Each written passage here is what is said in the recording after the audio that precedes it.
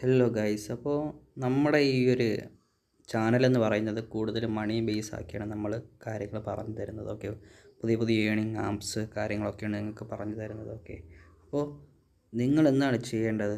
Okay, ഒന്നിൽ തന്നെ stick on ചെയ്ത് നിൽക്കാതെ എന്ത് ചെയ്യുക, മറ്റതിലേക്ക് പോകാൻ വേണ്ടി ശ്രമിക്കുക. ഇപ്പോൾ ഞാനിവിടെ കണ്ടുവരുന്ന ഒരു പ്രവണത എന്ന് പറയുന്നത് ഒരുപാട് ആൾക്കാർ ഒന്നിൽ മാത്രം എന്ത് ചെയ്തും സ്റ്റിക്ക് ഓൺ ചെയ്ത് നിൽക്കുന്നുണ്ട്. ഓക്കെ, ഈ സ്റ്റിക്ക് ഓൺ ചെയ്ത് നിൽക്കുമ്പോൾ സംഭവിക്കുന്നതെന്ന് വെച്ചാൽ എന്താണ്, നിങ്ങൾക്കങ്ങനെ പ്രോഫിറ്റ് എടുക്കാൻ പറ്റത്തില്ല. ഇപ്പോൾ LG അതുപോലെ തന്നെ TRG അങ്ങനത്തെ ഒരുപാട് ആപ്ലിക്കേഷൻസ് എന്ത് ചെയ്യുന്നുണ്ട്, നമ്മുടെ മാർക്കറ്റിൽ അവൈലബിൾ ആണ്.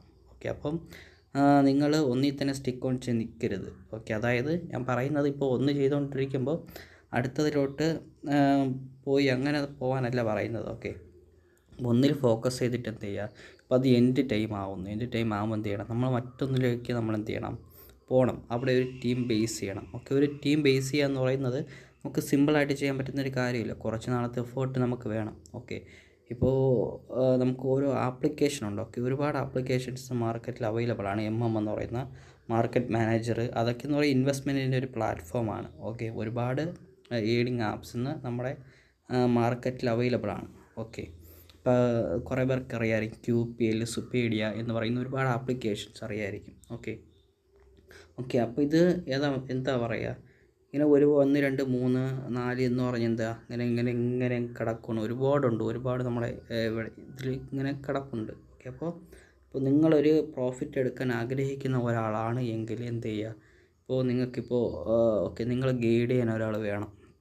ഓക്കെ, നിങ്ങൾ ഗൈഡ് ചെയ്യാനായിട്ട് ഒരാൾ വേണം, എങ്കിൽ മാത്രമേ നിങ്ങൾക്ക് എന്ത് ചെയ്യാൻ പറ്റത്തുള്ളൂ, മണി നന്നായിട്ട് മേക്ക് ചെയ്യാൻ പറ്റത്തുള്ളൂ. ഓക്കെ, അപ്പോൾ ഇതൊരു ഫിനാൻഷ്യൽ അഡ്വൈസ് അല്ല, മറിച്ച് എന്താണ്, നിങ്ങളെങ്ങനെ വർക്ക് ചെയ്യാമെന്നുള്ള ഒരിത് നിങ്ങൾക്ക് പറഞ്ഞു തരികയാണ് ചെയ്യുന്നത്. ഓക്കെ, അപ്പോൾ ബേസിക്കലി ഈ ഒരു വർക്ക് എന്ന് പറയുന്നത് എല്ലാവർക്കും ചെയ്യാൻ പറ്റുന്നതാണ്. ഓക്കെ, അപ്പോൾ ഇതെന്ന് പറയുന്നത് ഇപ്പോൾ ലൈഫ് ലോങ് നിൽക്കുന്ന ഒരു സംഭവമൊന്നുമല്ല. ഓക്കെ, ഇപ്പോൾ ചിലവരൊക്കെ അറയിലൊക്കെ വർക്ക് ചെയ്യുന്ന ഒരുപാട് പേരെന്ന് വിചാരിക്കുന്നതെന്ന് വെച്ചാൽ അറയിൽ LGയിൽ അതുപോലെ QPL, സുപ്പീഡിയ എന്ന് വെച്ചാൽ ഒരുപാട് ഈ ആപ്ലിക്കേഷനിലൊക്കെ വർക്ക് ചെയ്യുന്നവർ വിചാരിക്കുന്നത് ഇതൊരുപാട് കാലം നിൽക്കുമെന്നാണ്. ഒരിക്കലുമില്ല, ഒരുപാട് കാലം നിൽക്കത്തില്ല. ഒരു ലോങ് ടൈം ആപ്പിൻ്റെയൊക്കെ ഒരു കാലാവധി എന്ന് പറയുന്നത് ഇപ്പോൾ നമ്മൾ ഇതുവരെ കണ്ടു വന്നതെന്ന് വെച്ചാൽ ഒരു കൂടിപ്പോയ ഒരു 1 ഇയർ ഒക്കെയാണ്. ഓക്കെ, ഇപ്പോൾ എനിക്ക് തോന്നുന്നു അവരത് എക്സ്റ്റെൻഡ് ചെയ്യുന്നുണ്ട്. ഓക്കെ, ഇപ്പോഴത്തെ ഒരു ഇത് വെച്ചിട്ട് അവരെന്താണ് വളരെ സ്ലോ ആയിട്ടാണ് പോകുന്നത്. ഓക്കെ, നമ്മളെ LGയുടെയൊക്കെ കാര്യം എടുക്കുകയാണെങ്കിൽ ഇഴഞ്ഞാണ് പോകുന്നത്. ഇഴഞ്ഞെന്ന് വെച്ചിട്ട് വളരെ ഇഴഞ്ഞാണ് പോകുന്നത്. അതായത് ഇപ്പോൾ ഓഫേഴ്സ് അങ്ങനെയില്ല, ഫണ്ട് ഓപ്പൺ അല്ല. ഓക്കെ, അപ്പോൾ നിങ്ങൾ നോക്കേണ്ട ഒരു കാര്യമെന്ന് വെച്ചാൽ ഫണ്ട് നോക്കണം. ഇത് വളരെ ഇമ്പോർട്ടൻ്റ് ആണ്. നിങ്ങളിപ്പോൾ ഏത് പ്ലാറ്റ്ഫോമിൽ നിന്നാലും എല്ലാത്തിലും ഫണ്ട് എന്നുള്ള ഓപ്ഷൻ ഉണ്ട്. ഓക്കെ, ഞാൻ ഇതുവരെ നോക്കിയിട്ടുള്ള എല്ലാ പ്ലാറ്റ്ഫോമിലും ഫണ്ട് എന്ന് പറയുന്ന ഈ സംഭവം എന്താണ്, ഓപ്പൺ ആയിട്ടുണ്ട്. ഓക്കെ, അത് കഴിഞ്ഞിട്ട് എന്താണ്, ഫണ്ട് കഴിഞ്ഞിട്ട് വരുന്നതാണ് ഓഫർ. മനസ്സിലായോ? ഈ ഓഫറാണ് ആദ്യം വരുന്നത്. ഓക്കെ, അപ്പോൾ നമ്മൾ മറ്റുള്ളവർ ഇതിലോട്ട് ഇൻവൈറ്റ് ചെയ്യാനായിട്ട് ഓഫർ എന്ന് പറയുന്ന സംഭവം നമുക്ക് നന്നായിട്ട് തരും. ഒരുപാട് ആൾക്കാർ ഓക്കെ ഓഫറുണ്ട്. ഓക്കെ, അപ്പോൾ എന്ത് ചെയ്യുക, ഇപ്പോൾ കയറി ഒരാളെ ജോയിൻ ചെയ്യിപ്പിച്ചാൽ എനിക്ക് അത്യാവശ്യം നല്ലൊരു പ്രോഫിറ്റ് കിട്ടും. പക്ഷെ നിങ്ങൾക്കും കിട്ടത്തില്ല, അവർക്കും കിട്ടത്തില്ല. അങ്ങനത്തെ ഒരു രീതിയിലാണ് അവർ സിസ്റ്റം ഉണ്ടാക്കി വെച്ചിട്ടുള്ളത്. ഇപ്പോൾ ഞാൻ എക്സാമ്പിളാക്കി പറയുവാണ്. എന്ന് പറയുന്നൊരു പ്ലാറ്റ്ഫോമിൻ്റെ ഒരിത് ഓക്കെ, ഞാൻ മനസ്സിലാക്കിയെടുത്തോളം അവർ വളരെ ടാക്ടിക്സ് പരമായിട്ടാണത് മുന്നോട്ട് കൊണ്ടുപോകുന്നത്. ഓക്കെ, ഇപ്പോൾ ഒരാൾക്ക് ഏണിങ്സ് കിട്ടുന്നത് 2 തരത്തിലാണ്. ഒന്ന് മെയിൻ വാലറ്റും രണ്ടാമത് കമ്മീഷൻ വാലറ്റും ഉണ്ട്.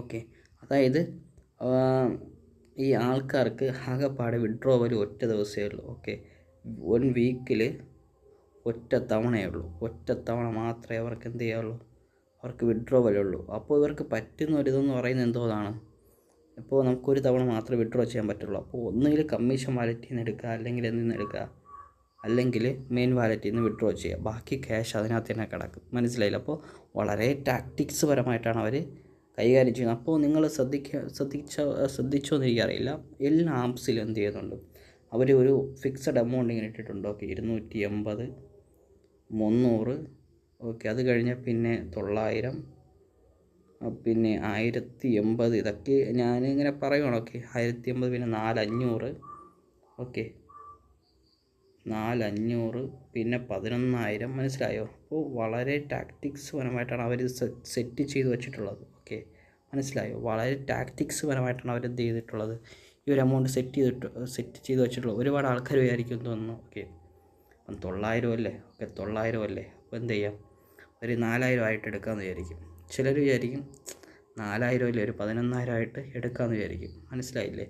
അപ്പോൾ ഇങ്ങനെ വിചാരിച്ചിരിക്കും. ഓക്കെ, മറ്റേ റോയൽ മൗസ്, ഇതിന് മുന്നേ ഉണ്ടായിരുന്ന റോയൽ മൗസ് SGRE എന്ന് പറയുന്ന ഒരുപാട് കമ്പനീസ് ഉണ്ടെന്ന്. അപ്പോൾ ഇതിനകത്ത് ഏകദേശം 2 lakhs മുകളിൽ, 1, 2 മുതൽ 2 lakhs മുകളിൽ ക്യാഷ് ഇട്ടിരുന്ന ആൾക്കാരുണ്ട്. ഓക്കെ, 2 lakhs ആണ്, 2 lakhs മുകളിൽ ക്യാഷ് ഇട്ടിരുന്ന ആൾക്കാരുണ്ട്. അപ്പോൾ ഇവരൊക്കെ ചെയ്തതെന്ന് വെച്ചാൽ ഈ ക്യാഷ് എന്ത് ചെയ്യുന്നുണ്ട്, ഇതിനകത്ത് വെച്ചിരുന്നുണ്ട്. ഓക്കെ, ഒന്നും ചെയ്യില്ലല്ലോ, വളരെ ട്രസ്റ്റബിൾ ആയിട്ടുള്ള കമ്പനിയാണ്.